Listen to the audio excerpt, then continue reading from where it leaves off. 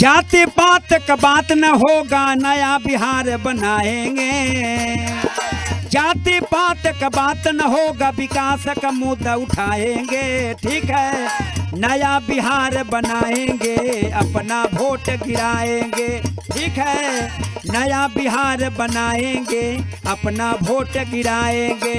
ठीक है, जाति पात का बात न होगा, विकास का मुद्दा उठाएंगे। ठीक है, जाति पात का बात न होगा, नया बिहार बनाएंगे। ठीक है, नया बिहार बनाएंगे, अपना वोट गिराएंगे। ठीक है। नमस्कार, स्वागत है आप सबका बात विभाग में। आपके साथ मैं हूं अभिषेक कात्यायन।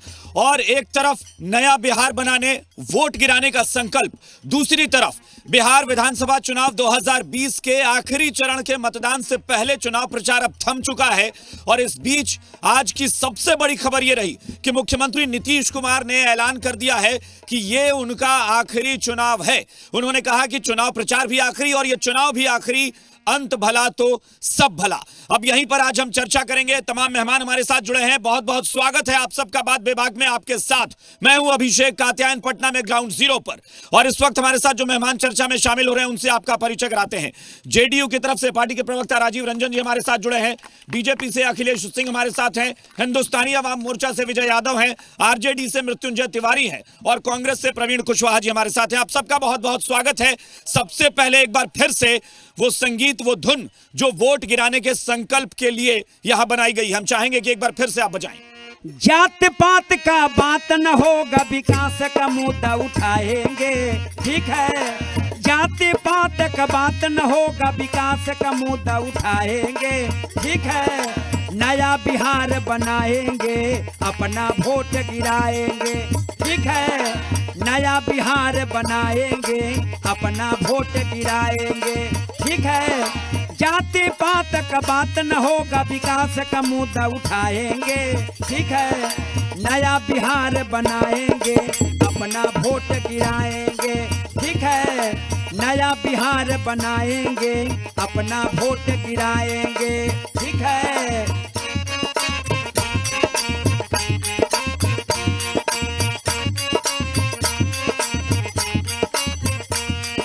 शिक्षा का बात होगा, ना ही जात पात होगा। ठीक है, शिक्षा का बात होगा, ना ही जात पात होगा। ठीक है, बेरोजगारी भ्रष्टाचार को जड़ से दूर भगाएंगे। ठीक है, बेरोजगारी भ्रष्टाचार को जड़ से हम भगाएंगे। ठीक है, नया बिहार बनाएंगे, अपना वोट गिराएंगे। ठीक है, नया बिहार बनाएंगे, अपना वोट गिराएंगे। ठीक है, नया बिहार बनाएंगे, अपना वोट गिराएंगे। ठीक है, चलिए, तो एक बड़ा संकल्प है, एक बड़ा संकल्प है कि बिहार नया बनाना है, अपना वोट गिराना है। और तमाम मुद्दों को लेकर यह गाना बना है कि चाहे भ्रष्टाचार हो, बेरोजगारी हो, सब कुछ खत्म करना है, नया बिहार बनाना है। और वो सिर्फ वोट की ताकत से हो सकता है। जो मेहमान जुड़े हैं उन सबसे अब हम चर्चा की शुरुआत करते हैं। राजीव रंजन जी से पहले शुरुआत करेंगे। राजीव जी, एक बड़ी खबर यह आई, पहले तो ये बताइए कि चूंकि अब तीसरे चरण के लिए भी प्रचार थम गया है, कहां अपने आप को पाते हैं? और मुख्यमंत्री ने इस आखिरी चरण के प्रचार में, आखिरी प्रचार में ये जो ऐलान किया, उसके पीछे कोई खास वजह या वाकई संन्यास का ऐलान है? देखिए, कहीं ना कहीं सत्ता के मोह से निर्लिप्त होकर के ही कोई राजनेता ऐसी बात कह सकता है। जब छोटी उपलब्धियों के लिए जिस तरह के समझौते लोग करते हैं और जैसा कोहराम इस राज्य में सत्ता हासिल करने के लिए मचा है, उसमें नीतीश कुमार जी ने एक मील का पत्थर रखने का काम किया है। और निसंदेह एक स्टेट्समैन की तरह उन्होंने सींचा है बिहार को 15 वर्षों तक। आज विकसित राज्य बनाने के लिए आधारभूत संरचना का जिस तरह से पोषण और संपोषण हुआ है, उनका यह कार्यकाल बतौर मुख्यमंत्री अगर आखिरी भी होता है जी 20 से 25 का, तो निसंदेह जो वर्षों से सपना है हर बिहारी का कि एक विकसित राज्य का नागरिक हम कहे जा सकेंगे, इस सपने को जमीन पर अमली जामा पहनाने के लिए नीतीश कुमार जी दिन रात एक करेंगे। ये ऐलान, मृत्युंजय जी, ये ऐलान जो है वो अपने आप में बहुत बड़ा ऐलान है। और क्या लगता है कि नीतीश कुमार का ये ऐलान आखिरी चरण में भी बहुत मददगार होगा। जनता को यह लग गया कि अब नीतीश कुमार ये आखिरी टर्म मुख्यमंत्रित्व कार्यकाल जो है वो संभालेंगे। देखिए, आदरणीय मुख्यमंत्री नीतीश कुमार जी हाँ अनुभवी नेता हैं हाँ और हम लोग पूरा सम्मान करते हैं। लेकिन हमारे नेता तेजस्वी यादव जी ने चुनाव आरंभ से पहले ही कह दिया था कि आदरणीय नीतीश कुमार जी अब थक चुके हैं, अब उनसे बिहार नहीं संभल रहा है। आज माननीय मुख्यमंत्री जी ने इस बात को स्वीकार कर लिया और उन्होंने कहा कि अंत भला तो सब भला। हम तो कह रहे प्रारंभ बुरा तो सब बुरा। बिल्कुल, चूंकि ये तीसरे चरण का अंतिम दिन था प्रचार का और अंतिम सभा में उन्होंने कहा है, तो ये हमारी जीत की ओर स्पष्ट संकेत है। तो क्या लग रहा है वो निराशा है? का सेनापति। नहीं, आपको लग रहा है कि ये निराशा है? देखिए, आदरणीय मुख्यमंत्री जी को हार सामने दिख रहा है, उनको आभास है और उनकी हार से ये कैसा मोड़ दे रहे हैं? जीतने वाले लोग हैं, इन्हीं को अब इंगित देखिए, अब करके ये मैंने क्या कहा कहेंगे? था अब आदरणीय कि मुख्यमंत्री सत्ता जी ने ही हासिल हार करने के स्वीकार लिए कर ली। कुछ लोग उन्होंने जैसा कहा कोहराम मचा रहे कि हैं, अब अंतिम उनके क्यों मौका चेहरे दे? को भी पढ़िए 15 और वर्षों नीतीश तक कुमार मौका जी को भी मिला। देखिए। अब 15 वर्षों तक क्यों हम थके हारे लोगों को नहीं, लेकिन दें? सवाल ये भी उठता है ना 20 साल कि के लिए। लेकिन सवाल ये भी उठता है, अखिलेश जी आप इसका जवाब नहीं, दीजिए। एक चीज जो मैं कहूंगा, नीतीश कुमार जी ने हाल में अपने इंटरव्यू में एक चुनौती दी और कहा कि अभी भी हमारे साथ पैदल चल करके हमारे थकने की बात कहने वाले लोग बता दें बिहार को कि कौन थका हुआ है। जब वो निकले थे पदयात्रा में तो तेजस्वी यादव बीच से ही निकल गए थे। देखिए, इसलिए ये वंशवादी विरासत और जो परिवारवाद की बेतुका जो बात उपज है जो राजनीति में, बिहार की जिन्होंने कभी सत्ता के लिए संघर्ष नहीं किया, वो क्या समझेंगे कि जनता का दर्द क्या है? अखिलेश जी इसका जवाब दीजिए। मुख्यमंत्री ने कहा बहुत कम लोग होते हैं जो सक्रिय राजनीति से संन्यास का ऐलान करते हैं। मुख्यमंत्री ने किया, इसकी तारीफ की बजाय यहाँ पर दूसरा मोड़ दे दिया गया। बताइए। देखिए, एक बात तो आपको निश्चित रूप से मानना चाहिए कि देश की राजनीति में कुछ विरले लोग होते हैं जो समय से अपना ये बताते हैं कि मैं अब राजनीति में संन्यास ले रहा हूं। नानाजी देशमुख इसके एक बहुत बड़े उदाहरण थे। लेकिन मैं एक बात बताना चाहता हूं, जो लोग राजनीति शुरू किए एक साथ पटना यूनिवर्सिटी में 74 आंदोलन से राजनीति की यात्रा प्रारंभ हुई, अपने कर्मों और कुकर्मों के बदौलत राजनीति से कान पकड़ के बाहर कर दिए गए, होटवार जेल में हैं। लेकिन जो लोग राजनीति करते करते कीर्तिमान स्थापित करके आज कह रहे हैं कि मैं स्वेच्छा से राजनीति छोड़ने जा रहा हूं, अच्छा, मैं तुलना करिए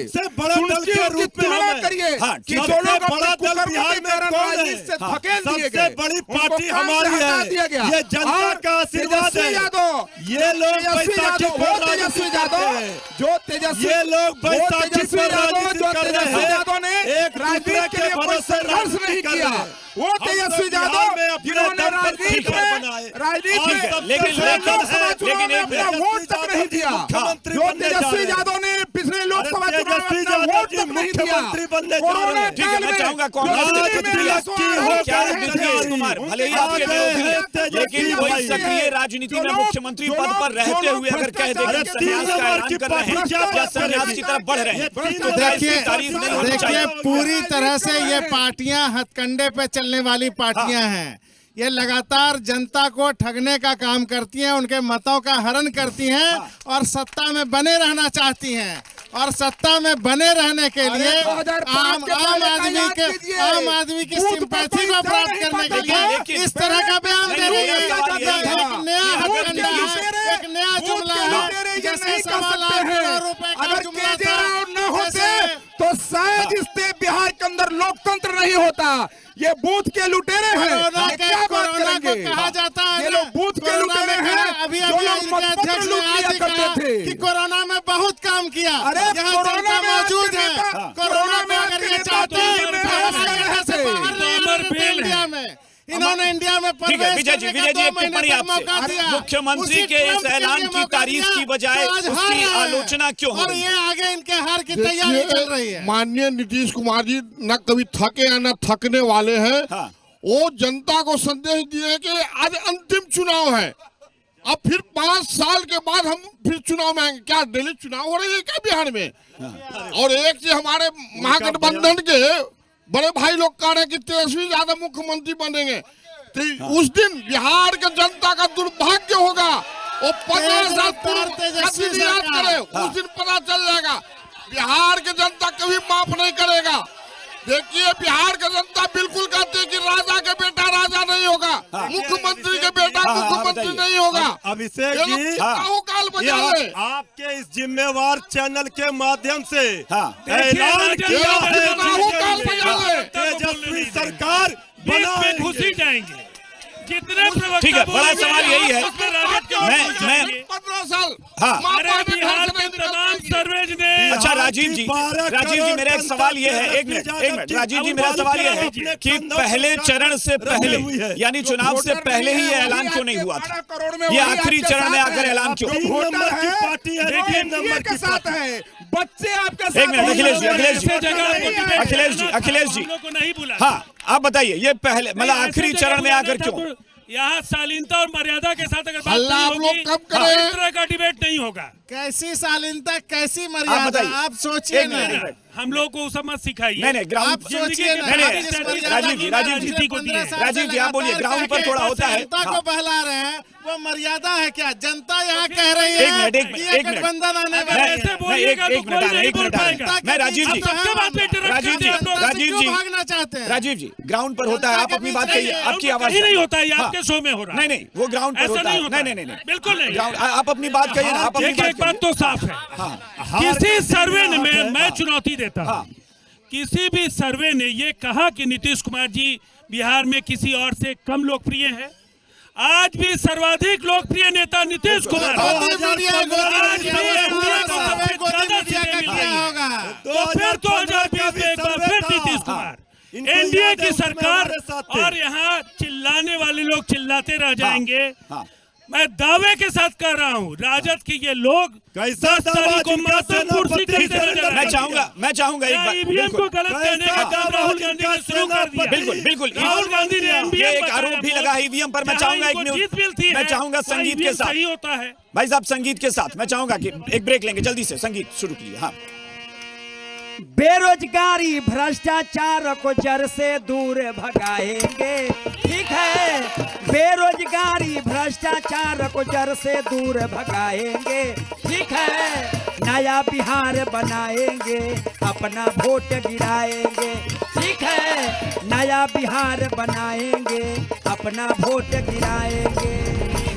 ठीक है, यहाँ रुकेंगे एक छोटे से ब्रेक के लिए, लेकिन फौरन लौटेंगे। ग्राउंड जीरो से बात बेबाक जारी है।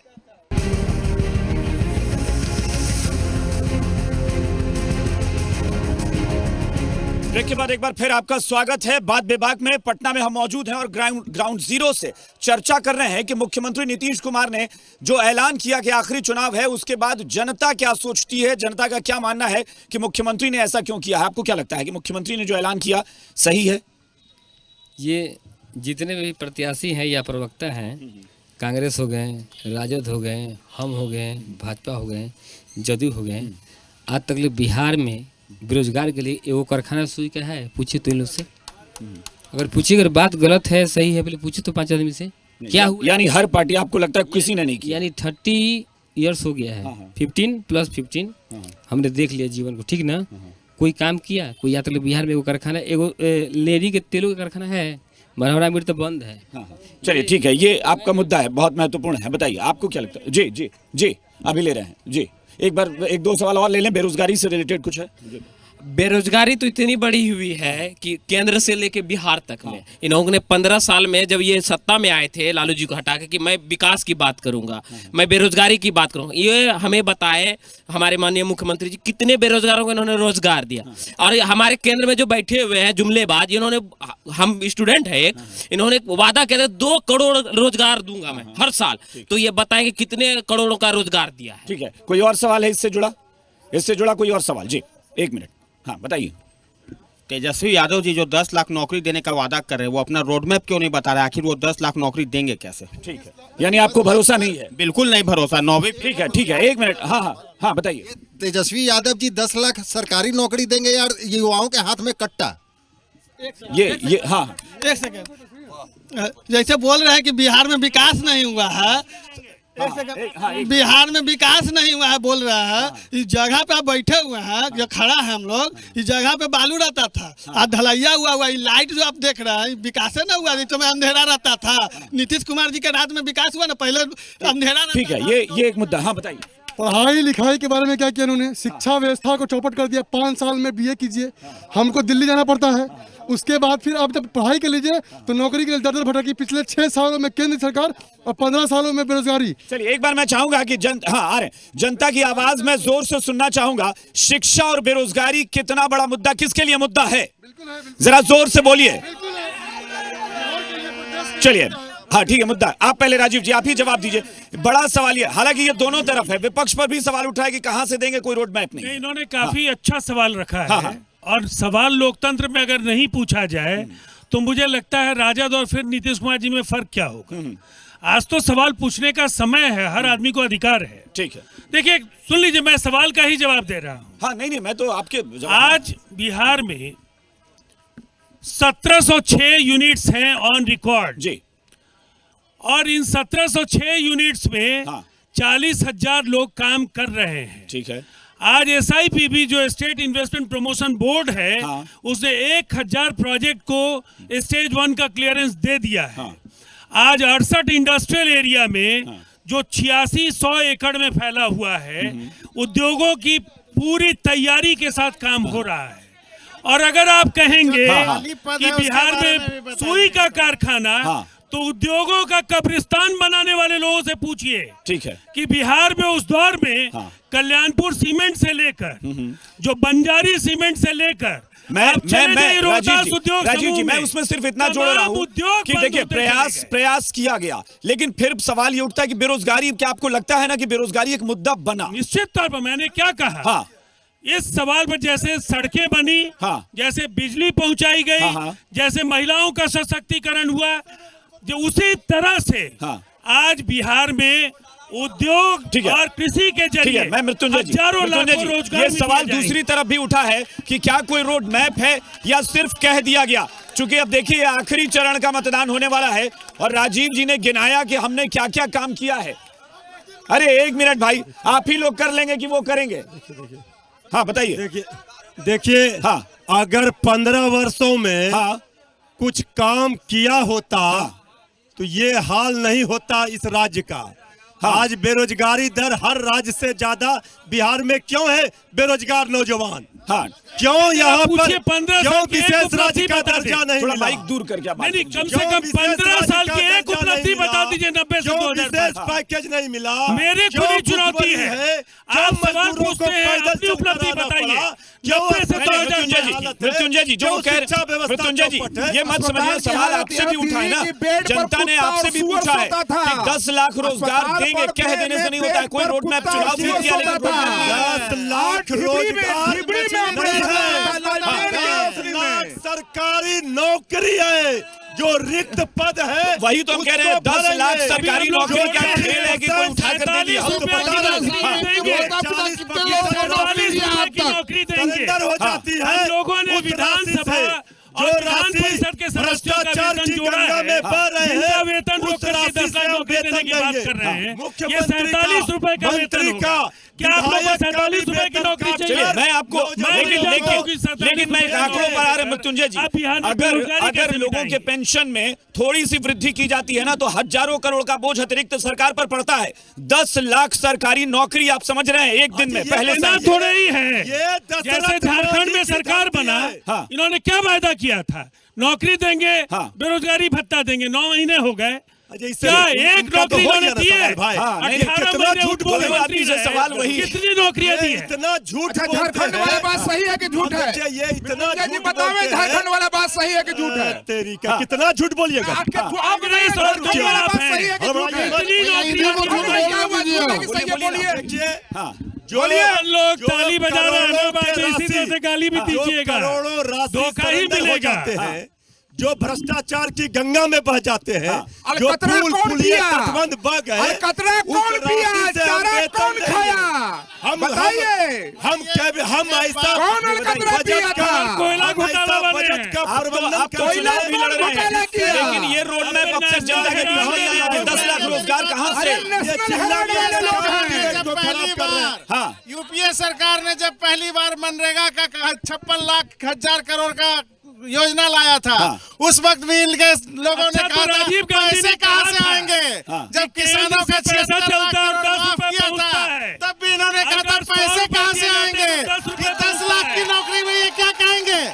इनके वित्त मंत्री ने पहली बार सरकार बनते ही मांगा था 8,000 करोड़, यूपीए सरकार ने दिया था 10,000 करोड़।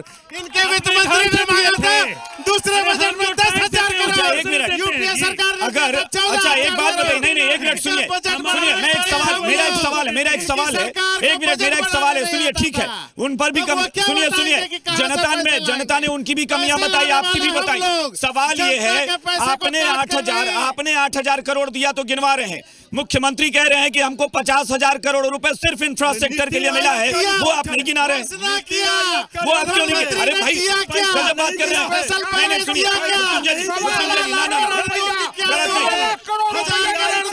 मृत्युंजय जी,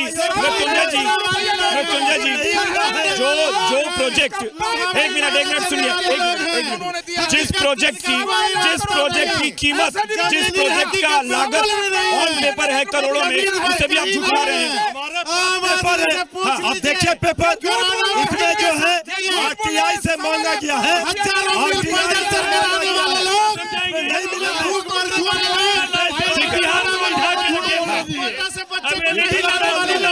मेरा एक मिनट सुनिए भाई साहब, एक मिनट मना कर दिया।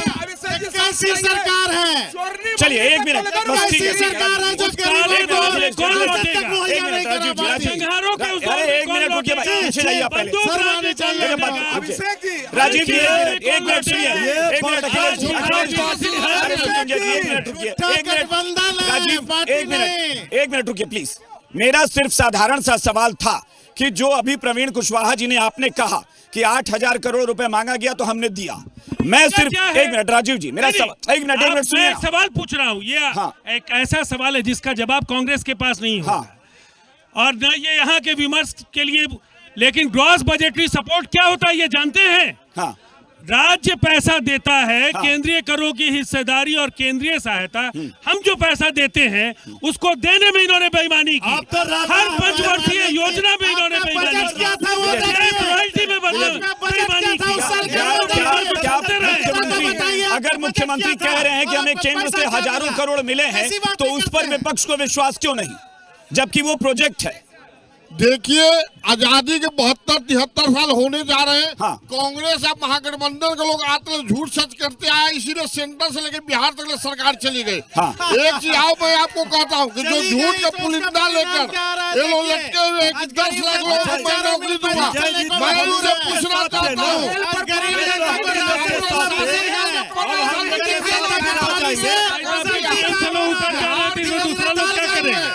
महंगाई चरम पे है। ठीक है, एक बार थोड़ा पीछे जाइए, आप पीछे जाइए ना, पीछे जाइए, आप पीछे जाइए,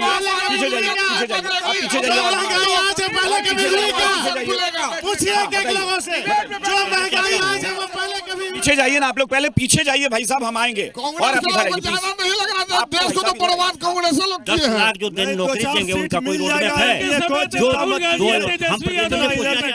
अरे भाई एक मिनट शांत रहिए भाई साहब, एक मिनट। मृत्युंजय जी आप लोग प्लीज पीछे जाइए, मैं बार बार कह रहा हूँ आप लोग को। भाई साहब आप जाएंगे पीछे और पीछे जाइए और पीछे जाइए, मैं आऊंगा तो फिर। हाँ आप बताइए। प्रतिनिधि से पूछना चाहते हैं, मृत्युंजय जी सवाल उनसे पूछना चाहते हैं हम कि 2005 के पहले जो हमारा कृषि उन्नत, आज जो कृषि उन्नत है, कृषि व्यवसाय के रूप में जा रहा है, मछली पालन हो रहा है, वो व्यवसाय को उन्होंने कृषि को, जो खेती को बदहाल कर दिया था, माले से पार्टियों से मिलकर वीरान होगी खेती। लोग एक दूसरे को, मजदूर और किसान एक दूसरे को गोली और बंदूक से देखते थे, गाँव के गाँव वीरान हो गया था, उस रोजगार को तो चौपट कर दिए आरजेडी वालों ने। ठीक है, एक सवाल ये उठा है, एक मिनट रुकिए, एक सवाल ये उठाए हैं कि जिस खेती को बर्बाद कर दिया था आरजेडी वालों ने, ये कह रहे हैं कि मजदूर जो हैं उनको गोलियों से डराया जाता था, धमकाया जाता था, जमीन हड़पी जाती थी, जो ये कह रहे हैं कि अब सरकार ने कृषि को बहुत उन्नत किया है, ये इनका कहना है। एनडीए के 15 वर्षों में इनका खेती उन्नत हो गया ना, तो ये खुश रहे। अरे बर्बाद हो गया। किसी रोड में बनाया। अरे बीजेपी के वर्कर खेती करते थे, वर्कर बीजेपी बंदूक की खेती करते थे, फिर आप कौन से पास से खुलेगा? बंदूक थमाते थे। हमको पूरा बिहार हाहाकार कर रहा है, किसानों की बर्बादी के ठीक है, कगार मैं एक पर बात खड़ा कर दिया, रुपया दे रहे हैं, बिहार को बर्बादी के कगार पर खड़ा कर दिया। ये भाजपा के लोगों ने बिहार को बर्बाद कर दिया। बताइए उड़ाने वाले लोग बताएं, सीधा सीधा देखिए, लोकतंत्र में मेरे हिसाब से जनता हमेशा सवाल सत्ता पक्ष से पूछती है, ना कि विपक्ष से पूछती है। आप पूछिए। मुझे इस बात का बड़ा दुख है कि जब हम भी कोई भी सवाल, चाहे वो बेरोजगारी से रिलेटेड हो, शिक्षा से रिलेटेड हो या स्वास्थ्य से रिलेटेड हो, जब हम इनसे सवाल पूछते हैं, जनता पूछती है, तो ये पिछले 15 साल और उसके 15 सालों का सवाल उठा कर लाते हैं और इन मुद्दों के सवालों का जवाब नहीं देते। मैं पूछना, मैं युवा हूँ, बिहार का युवा हूँ, मैं यह जानना चाहता हूँ पिछले 15 सालों में युवाओं के लिए बिहार में कितने केंद्रीय विश्वविद्यालय और विद्यालयों की स्थापना की गई? आप कहाँ फाइल पढ़ पाइएगा? एक सवाल ही कहाँ से फाइल पढ़ पाइएगा? इससे जुड़ा हुआ है। दूसरा, मैं आपको बता दूं, एक वीसी को 3-3, 4-4 यूनिवर्सिटी का इंचार्ज बना दिया गया है। बात करने के लिए भी तो पढ़ना लिखना एक सवाल, पड़ेगा। राजीव जी सवाल आपने सुन लिया ना? वही तो मैं कह रहा हूँ, बताइए। क्या शिक्षा आवश्यक है कि नहीं? हाँ। तो केवल जनता के लिए या नेताओं के लिए? हाँ। अगर नेता के लिए आवश्यक है तो तेजस्वी जी अगर नौजवानों के रोल मॉडल होना चाहते हैं, ठीक है, हाँ। अभी से भी मैट्रिक का एग्जाम देने की कोशिश करनी हाँ, चाहिए। एक मिनट। पढ़ लिख जाए तो कम से कम पढ़े लिखे बेरोजगारों की। अच्छा, लेकिन मेरा एक सवाल है राजीव जी, एक सवाल ये है कि जब आरजेडी के शासनकाल को भी मैंने देखा है कि 3 साल की डिग्री 5 साल में होती थी, वो व्यवस्था बदल क्यों नहीं पाई? बहुत कुछ बदल गया है। हाँ। आज बिहार की चर्चा एक ऐसे राज्य के तौर पर होती है जो एक विकसित राज्य बनने की राह पर है। और इनके समय में ये फेल्ड स्टेट, एक ऐसा स्टेट जो गुलामी के अंधेरे में बिहार के लोग बाहर ग्लानी महसूस करते थे बिहारी कहने में। जमीन लिखवाइएगा, नौकरी के नाम पर जमीन लिखवाइएगा और कहिएगा रोजगार देंगे। उस समय तेजस्वी यादव जी पीएचडी थे, जब उप मुख्यमंत्री बने थे उस समय पीएचडी होल्डर थे। तेजस्वी यादव जी से राजनीतिक लड़ाई नहीं लड़ पा रहे हैं तो उनके डिग्री पर सवाल खड़ा कर मैं चाहूंगा कि मैं जनता से सिर्फ चाहूंगा कि अपनी जगह पर, एक मिनट, अपनी जगह पर जरा ऊंची आवाज में एक बार बताइएगा कि अब की बार किसकी सरकार? क्या संदेश दीजिएगा? चलिए ठीक है, और मैं आखिर में बात बेबाक में फिलहाल इतना ही, आखिर में छोड़ जाऊंगा संगीत के इस धुन के साथ, और बताइए कि क्या सुना रहे हैं। नई सरकार बनाएंगे।